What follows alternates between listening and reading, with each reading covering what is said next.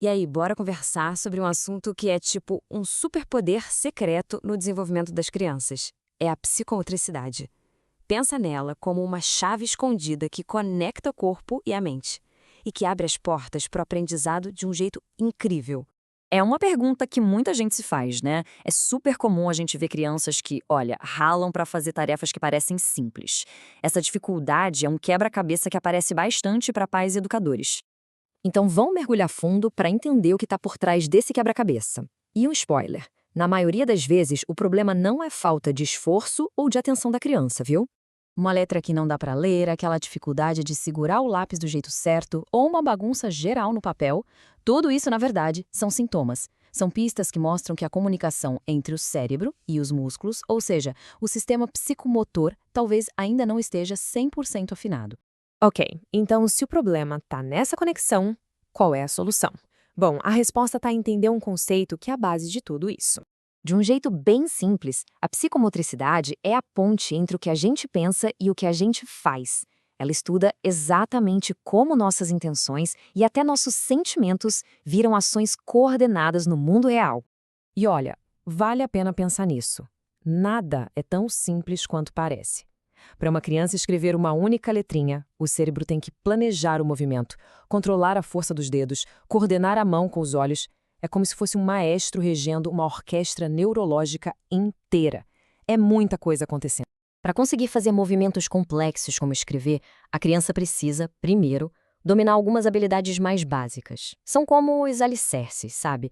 A base para tudo que vem depois. A analogia de construir uma casa é perfeita. Ninguém começa uma casa pelo telhado, certo? No desenvolvimento infantil, a lógica é a mesmíssima. É preciso ter uma base muito sólida de habilidades motoras mais simples para conseguir sustentar as tarefas mais difíceis e refinadas lá na frente. Então vamos ver como essa construção acontece na prática. A gente pode organizar essas habilidades em 3 grandes blocos, que vão se desenvolvendo um depois do outro. Tudo começa na base de tudo. Primeiro, a tonicidade. Pensa nela como uma energia que está sempre ali nos nossos músculos, a tensão que mantém a gente de pé e pronto para agir. E junto vem o equilíbrio, que permite que a gente caminhe, corra ou até fique parado sem cair. Sem esses 2 bem firmes, o resto não acontece. Com o corpo mais controlado, aí sim a criança começa a navegar pelo mundo.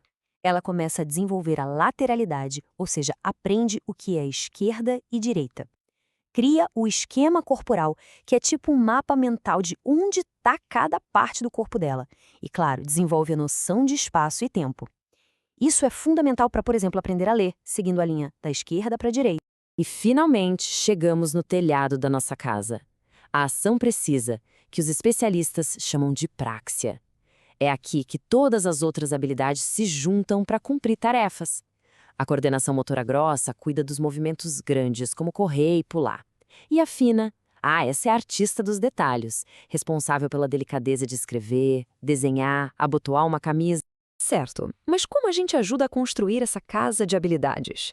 A resposta, e essa é a melhor parte, é muito mais simples e divertida do que parece. É através da brincadeira com intenção. Olha que ideia simples e poderosa.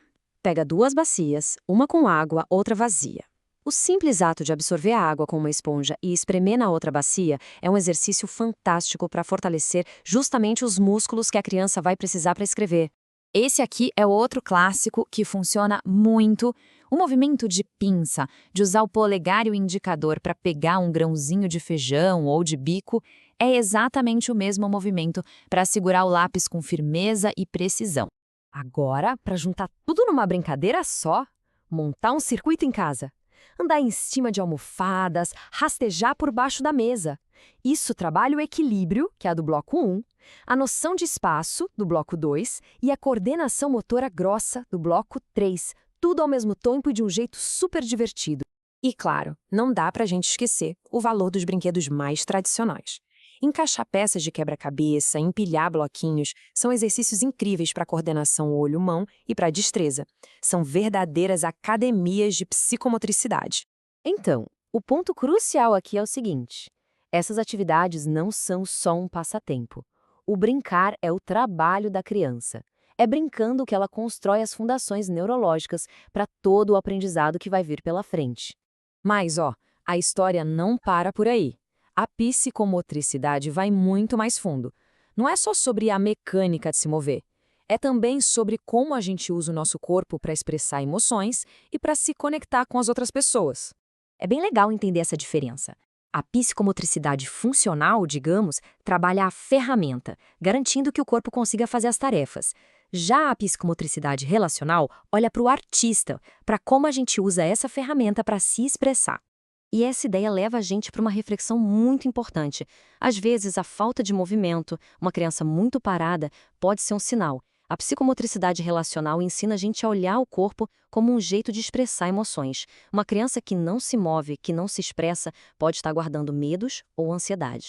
E isso mostra o poder de inclusão que essa abordagem tem.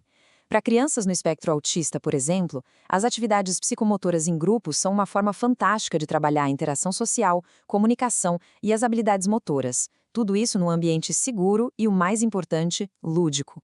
Bom, estamos chegando ao final da nossa conversa e a grande sacada aqui é a gente sair com um olhar completamente novo sobre o que realmente significa a brincadeira de uma criança. Então, fica essa provocação final. Da próxima vez que alguém vir uma criança correndo, pulando, desenhando ou empilhando bloquinhos, não se trata apenas de diversão. O que está acontecendo ali é a construção de um cérebro, é a fundação de uma vida inteira de aprendizado, de expressão e de bem-estar.